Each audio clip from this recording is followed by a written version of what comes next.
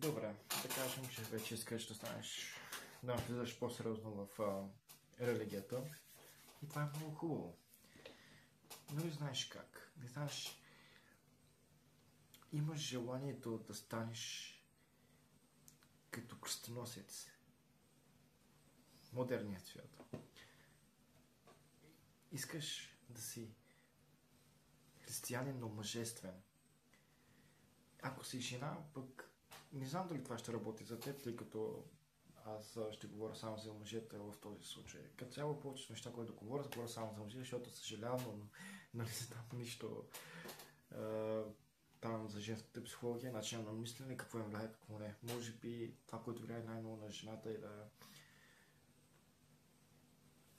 според Библията да се надява на мъжа си и да е лоялна към мъжа си и както казва Притчи 31, да помага да му помага, а не да го сваля все едно. Разбирате ли? Така. Но преди да продължим, искам да споделя това. В миналото ми клипче за мъжеството, което говорих, бях споделил нещо, за което искам да се извиня. Като говорих на тема за спокойствието и да си спокоен пред всякакви бури, споделих за брат ми едно наше преживяване, където той като цяло, като човек, че не може да издържа много напрежение, когато трябва да се грижи за някой друг и така нататък. Може би по този начин съм го убедил и в момента се чувствам гадно и искам да му се извиня, затова ще го кажа по този начин.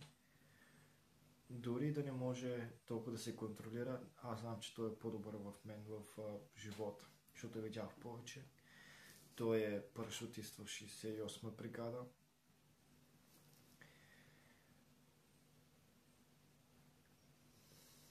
Той е по-логичен от мен, ако трябва да съм. Той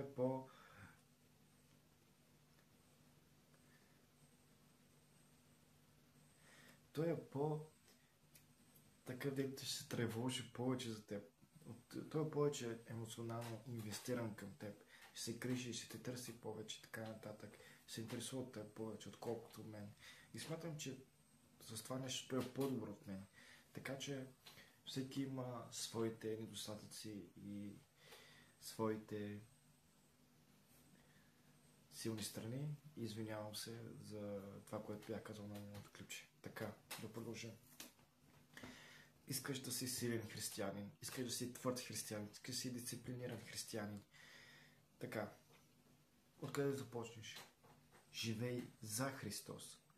Както казва, не мога да запомня дума по дума всичко от Библията и цитатите от Библията, дума по дума, кой го е казал, но повечето го знам като за Христос ли живея, на Него ли служа, на Бог ли служа или на хората. Разбирате ли? На кого искам да угодя? На Христос. Живея за Христос и за Него ще умра. Защото вярвам, че като умирам и живея за Него, аз ще живея отново с Него. Живея за Христос. Какво означава това?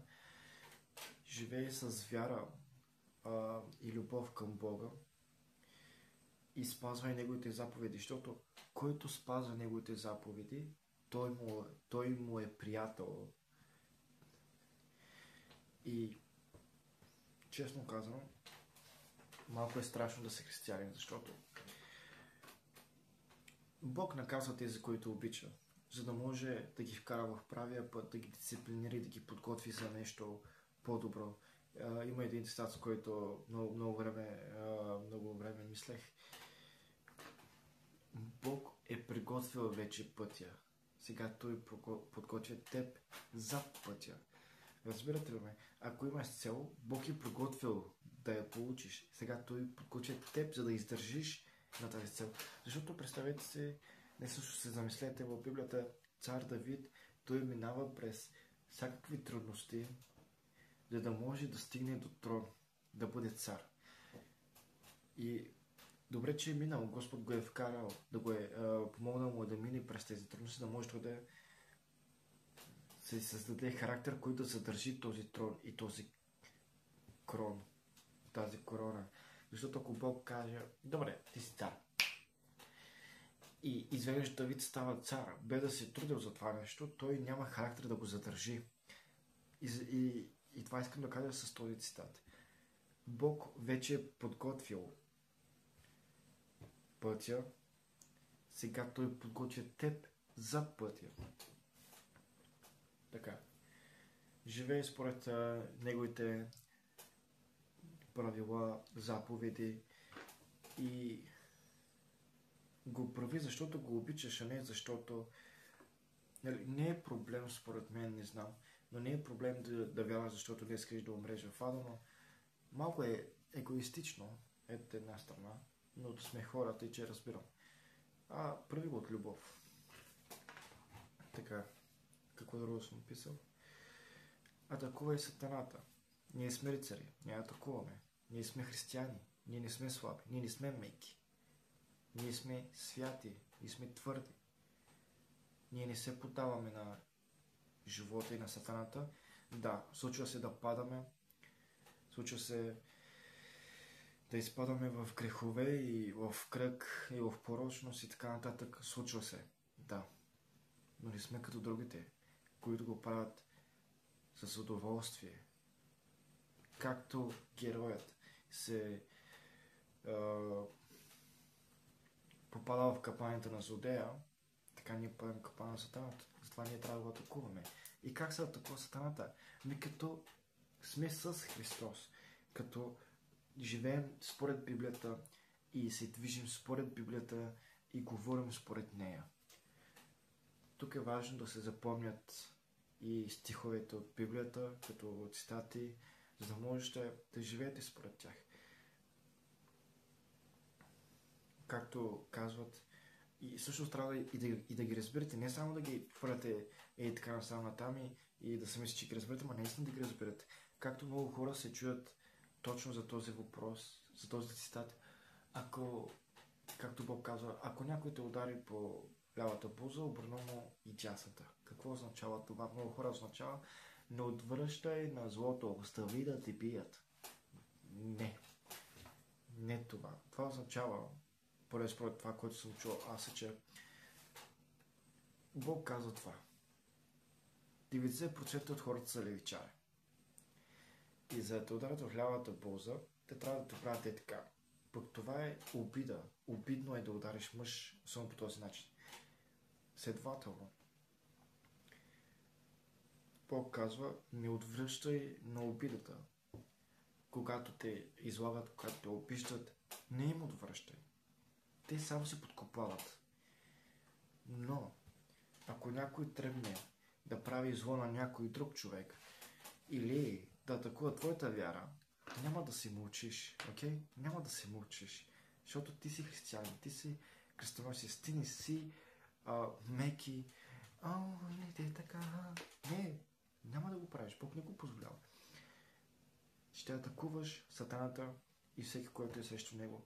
И нямам предвид физически, просто колкото повече си към Бог, толкова повече дразниш тия деца към сатаната, разбираш ли?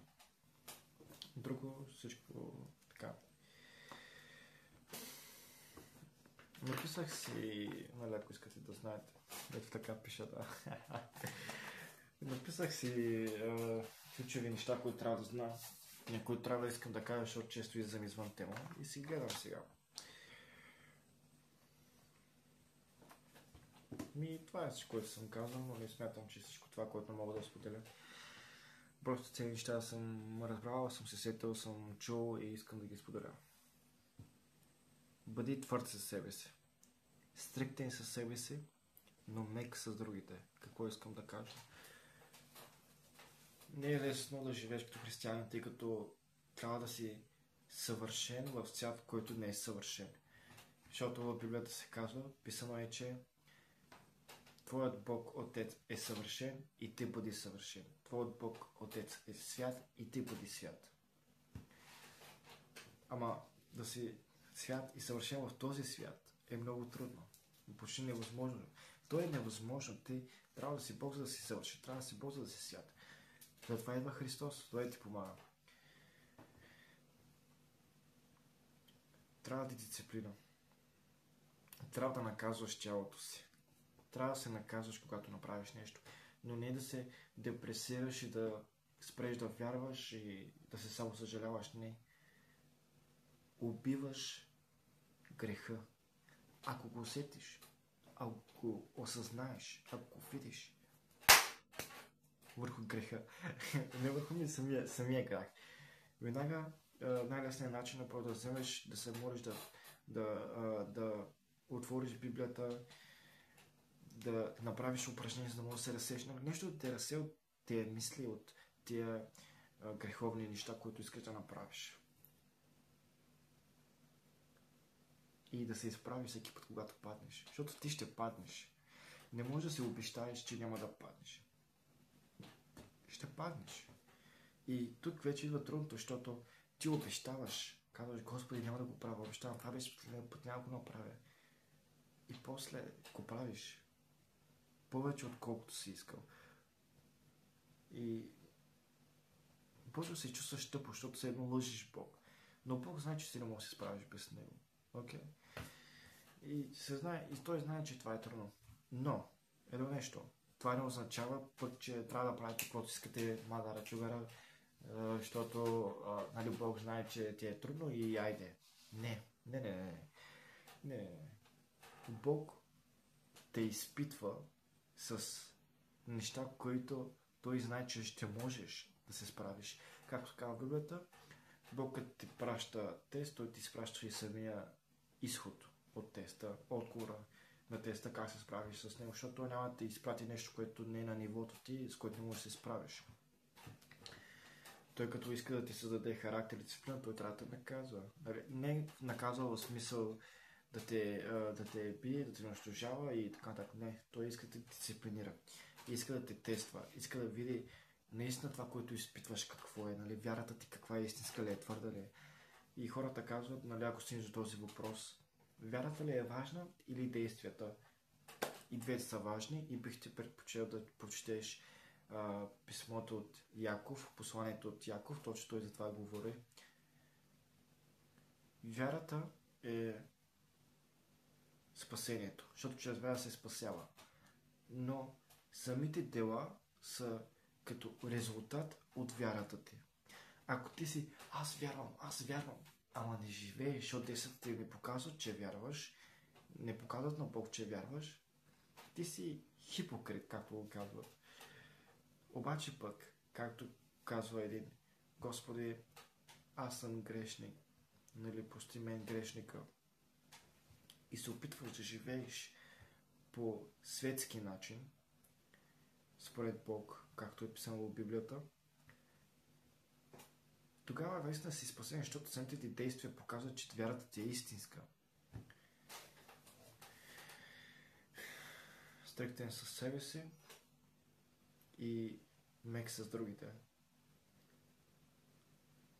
Това е. Така искам да преговорим всичко, защото малко объркващо говоря.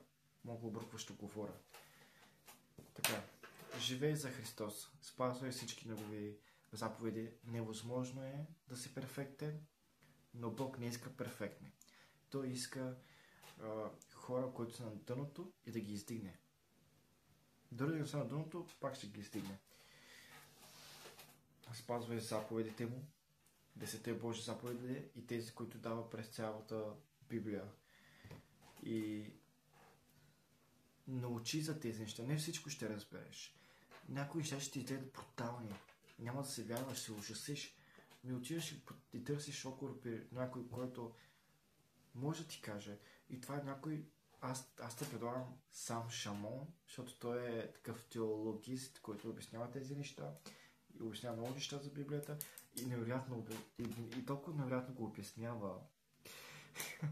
Той е като истински кръстоносец с лице, с меч и на най.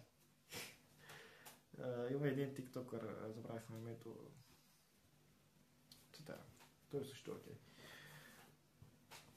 атакувай сатаната. Не дай да си като жертвата, не дай да си жертвата. Сатаната ме атакува, сатаната ме атакува. Не. Тя атакувай сатаната. Ти си християнин. Ти ще го атакуваш. И няма да му позволиш да те победи. Да, ще се паря, но ти винаги ще се изправиш. И всеки път, като се изправиш, той ще те пере от тях. Как така се изправяш? Как така се изправиш? Аз те се борих. И всеки път, като правя, ти се изправиш. Ми не бива. Така. За всичко в живота си използвай Библията. За всички решения, които взимаш и така нататък. Защото според Библията това е. По този начин се живее. И ако стигнеш до въпроса, парите много са важни за мен и искам наистина не по егоистичен начин да печеля пари, да живея с пари, обаче пък не искам и да напусна пътеката си с Господа, защото, както каза Господ, не можеш да служиш на двама господари. Или обичаш един и мразиш другия и ти не знаеш какво да правиш. И в този случай просто четеш за Яков. Да, Яков се казваше, ако помня правилно. Богат човек, който има всичко, губи всичко, защото е много интересно, няма да спорвам всичко. И да, там ще разбереш отговора. Помагай и спасявай другите души. Както апостолите започнаха да пишат и да разпространяват религията, направи го и ти. Когато можеш, говори. Когато можеш да споделяш, разкажи. Да. И не позволя на никой да говори лошо за твоята религия. Отвърни на това. Не отвръщай на обиди, които са отправени към тебе, а към религията им към Господ. И знаете ли как? Да си спомня една случка. Сатаната искаше тялото на Моисей или Авраам, вече не съм много сигурен. И не знам защо, трябва да го прочета пак. Обаче архангел Михаил идва да го пази и след това има сбиване. И Сатаната там казваше нещо и архангел отговори.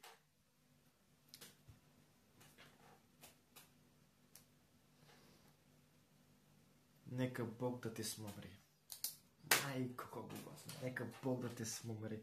Не като, ти си така, не бива да говориш за това, защото ти си така и нямаш. Не. Нека Бог да те смъмри. Защото ако аз кажа нещо грешно, аз ще съм в грях. Защото всякаква злоба може да излезе от устата. Нека Бог да те смъмри. И аз съм често като нека Бог те смъмри, то Бог ще те оправи, то така, да. Това е. Не знам дали бях полезен, дали съм споделил нещо полезно.